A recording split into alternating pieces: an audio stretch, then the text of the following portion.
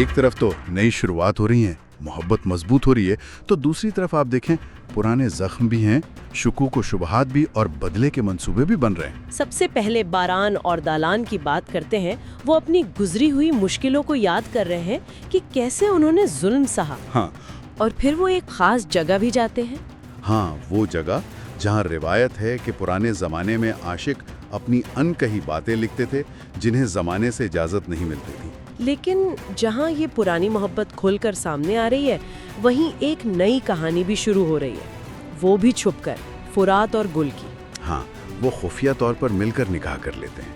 और इसी खानदान में एक और बेचैनी भी है, सबीहा के दिल में। हो सबीहा, उसे शदीद शक है कि दिलान वो उसकी बेटी हो सकती है।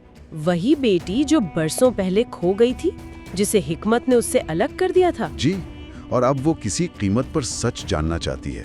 और यहाँ सबसे बड़ा सवाल यही पैदा होता है कि क्या ये मोहब्बत, चाहे वो बारान और दिलान की हो या फिर फुरात और गुल की, ये नई शुरुआत, क्या ये आने वाले तूफानों का मुकाबला कर पाएगी? और क्या सच्चाई, जैसे सबीहा जो सच जानना चाहती है, जब वो सामने आएगी तो वो रिश्तों को जोड़ेगी या मजीद तोड़ देगी?